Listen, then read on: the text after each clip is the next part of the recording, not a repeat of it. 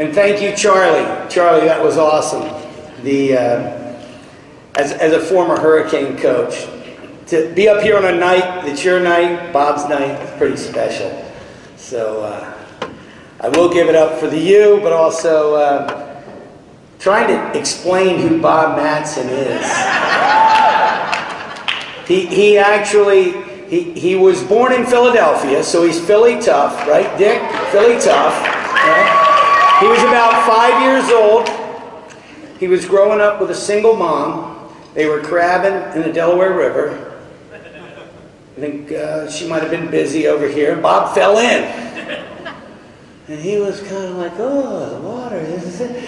He got pulled out, and ever since then he had this tremendous respect and affair with water that he'll tell you about, I'm sure. But Bob moved to Worcester, Massachusetts as a 6-year-old. He and his mom were living up there, and he met a swimming coach, Art Crowley, at the Boys Club when he was 13 years old. And from age 13 till 19, Art did what we all dream of doing, and that's bring along a young talent, not just in the pool, but Bob was an incredible mind, athlete, holistic being. And by the time he was age 19, they went out to the Nationals in Los Angeles, 1949, and Bob got a chance to see the Japanese breaststroker swim. Bob was, at that time, an aspiring breaststroker. Well, what happened was he had a plan. Bob Kippeth had his eye on Bob, and he was at Williston Academy for a year. He was supposed to be on a 2-year plan, go to Yale. But Willis Casey, the old Wolfpack coach, came into play.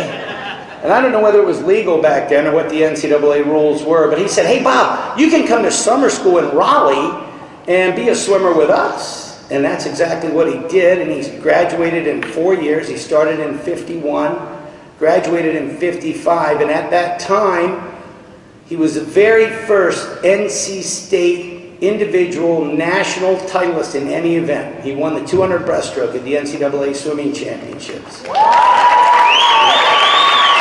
Let's hear it. I know Braden, if you're not out there, had a pretty inspiring speech about creativity, if you saw Coach Braden Holloway this week, and Bob certainly is nothing if he's not creative. What he did at that point, he took a job as a chemist right out of college, and he still was one of the best swimmers in the nation, and the 56 trials were coming up. And he took that job and moved to Wilmington, Delaware. And Joseph Bancroft Company hired him. And as a matter of fact, some of you that are my generation or a little bit older might remember back in the 60s there was this fabric called Banlon. The Banlon shirt. Bob Mattson was a chemist who created the Banlon shirt. And it was incredibly comfortable. It never wrinkled. The only problem was if you caught your watch on it and it got a little run. But it was the very first of those fabrics that came in and was kind of an alternative to cotton. And he was making a lot of money as a chemist, but what he did next was unheard of. So from 56, he went to the trials. He just missed the team. His best buddy, Dick Fadgen, was actually even closer. Bob was third in the 200 breaststroke. Dick was second, and a guy named Bob Hughes, big guy, from Del Mar in California. He won the race by 1/10 over Coach Fadgen, another swimming legend that I know you guys know. And what happened next was, well, now Bob's going back to work. They only took one breaststroker that year because it was when breast and butterfly were being combined, and Jack Nelson and Bill Yorsig, or a couple of those guys slid in. I don't know who won it, but if you look up the results, which you can see at USA Swimming, you'll see it. And it was kind of a FINA rule. Oh, you can't do both. But anyway, Bob wasn't ready to give up swimming, so he started coaching. And Delaware and southern Pennsylvania and southern New Jersey were all to benefit for the next 50 years. What Bob learned while he was training himself for the trials was there wasn't any facility in the area. He was training in some pretty small little cramped pools. And then the year after, he wished he'd found this place, the Avon Lake Boat Club in Avondale, Pennsylvania. It was a rock quarry, And if you come to my speech tomorrow at 1 o'clock, I'll expound on this. But Bob actually found this place and started coaching swimmers. It was our outdoor pool from the 50s, 60s, 70s, 80s, even into the 90s. All of these swimmers over here in the Hawaiian shirts, they all swam in the quarry. It was about 200 meters. Yeah, you guys know. And it was incredible, the magic that would go on there. We'd get in Memorial Day every year. Bob would bring us together. And he created this magic through life, through swimming. And he had these facilities, and then all of a sudden he got it in his mind, I can build my own. So he quit Bancroft, where he was making a lot of money. Then he was making no money. And luckily for him, he married Nancy Holbein Mattson. And between the Holbein family and the Mattson genius, they built the Wilmington Swim School and Health Center. It was just the swim school, then the health center, and it now is still, over 50 years later, standing in the home of Delaware Swim Team. It's been the home of Mid-Atlantic Swimming. The place that Bob created out of just nothing, and families donating their, okay, here's my $500, I'm a member for life. It's just, swimmers today, coaches today, to see somebody outside of Jim Wood and maybe one or two others in the last few years I've ever heard about, nobody builds their own pool anymore and then runs it. And that's exactly what Bob did, and he had a tremendous number of athletes who qualified and did outrageously well. And I'm not going to start to name them because a lot of them are here, some of them couldn't be here, but there's one guy pretty special. Bob's first Olympian in 1968 was a guy named Dave Johnson. And Dave sent me a note that I want to read to all of you, and then I'll let Bob talk. Dave is 70 years old now, and he started swimming. I'll let him tell it right here. But he's just one of an example of what Bob did for all of us. And I'm proud and honored to have gone to NC State just like Bob. And I'm proud to be a swim coach because I never would have been without him. And in Dave's words, and I better put these on. See, I thought I could do this without one, but and those of you that might remember, you have them. Okay, this is from Dr. Johnson. I first met Bob in the autumn of 1962 when I was 15 and a half years old, and I was a non-swimmer. I was full of desire, but I had limited athletic ability. He had been cut from every sport at Archmere Academy. They were like, better try swimming. For me, he had to train, he had to start from scratch, first teaching me how to swim each of the 4 strokes correctly, and then how to train, and finally, I had mastered the basics to his satisfaction. How to race. He kept adjusting each of my strokes to make them more efficient and faster, and in less than 18 months under his meticulous and persistent coaching, I competed in the 1964 Senior National Swimming Championships and later that year in the Olympic trials, both in the individual medley. Only the finest and most skilled of swim coaches could have turned such a non-swimmer into a national level competitor, and in such a short time. As is true with every good swim coach, but especially with Bob Mattson, the lessons he taught me about how to accomplish a dream have been employed in every aspect of my later life, and I have, with gratitude, passed these lessons on to my children. He was my first coach, and he was my best. Bob Mattson. It was for 6 months. Every night I would have another speech to say, and the next night I'd say, "Now I want that one on another one." But then I realized I was just a perfect human being because I am perfectly imperfect. That makes me a real human being. The more meaningfulness that we give our swimmers, the more meaningfulness that we become as mentors and teachers. Need a magnifying glass. When we are earnestly trying to do the best we can, but we don't know what we're doing, that's the greatest time in our coaching life, because it's time to create when you don't know what you're doing. So we are compelled to use our imagination, the more awareness that we have. And that is one thing. My first 2 years in coaching, I knew everything. After seeing that this kid couldn't even kick on a kickboard and move forward, and I said, kick harder. And he still stayed in the same places. Well, forget it, just pull. And the time he was a senior in high school, he won the Mid-Atlantic's 400-meter freestyle, not kicking. Now, there is a zygote that is happening, I guess, in the last 5 years or so. Kicking, more kicking, more kicking. I listened to Big Schulberg, and he was saying, kicking. And I said, didn't they see the 2016 Olympics when the Italian swimmer won the 1500? He just dragged his legs. He didn't kick. So the point of this is different strokes for different folks.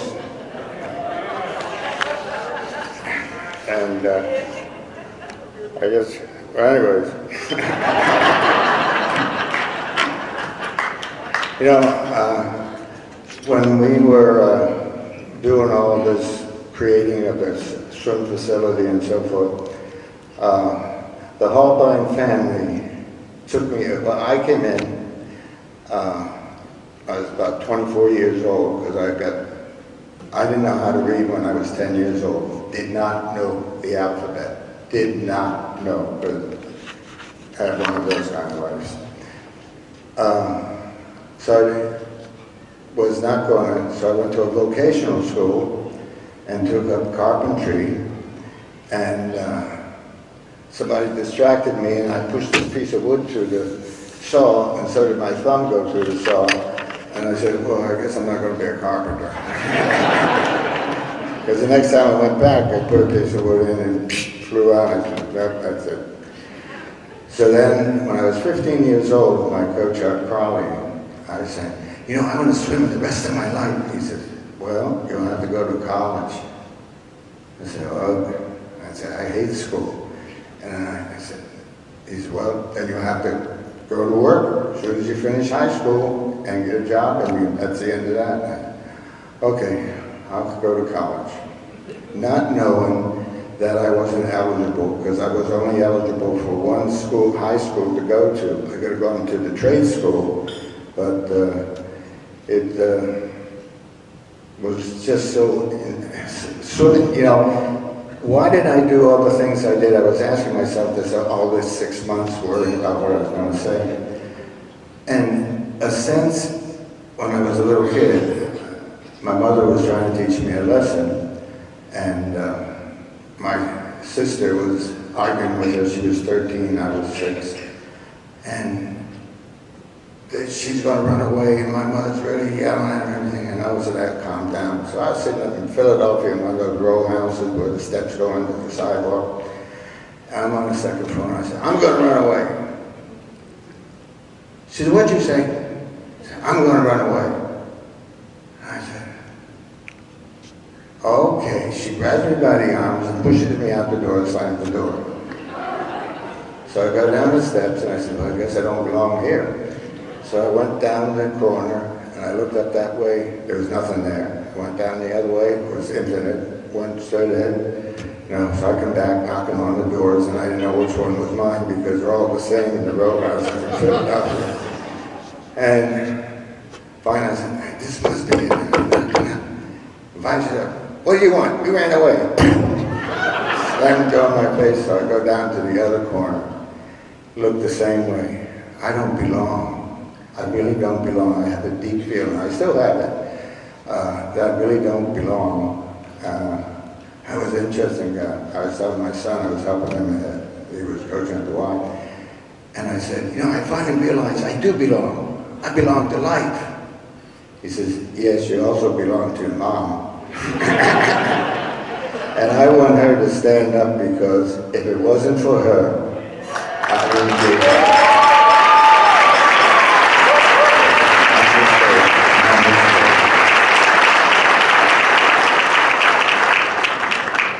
So, I have this thing, I gotta read it because I didn't memorize it. We're all soul beings having a human experience provided by the consciousness of life. Without consciousness, we wouldn't be us. So consciousness is, if you're religious, consciousness is God, because without consciousness, there is no God. So that was one. So then I said, who are we? Only the soul knows, and the soul allows our subconscious to gather all our experiences so we can make up a story that makes us think who we are. But we're not.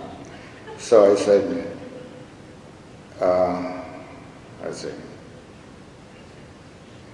what are we? That was the big one, because there was a Deepak Chopra, he was an oncologist, and then he became a spiritual leader and so forth from India.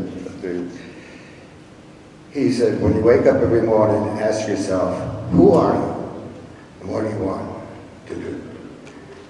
And I got, well, I don't know that answer, but there's another one I don't know the answer. What am I? And that gave me the idea that we are individual consciousness, experience the moment of now, the only time there is. So with that thought, I say, get real, it's a good deal, because it's realistic to be unrealistic, so wake up and dream.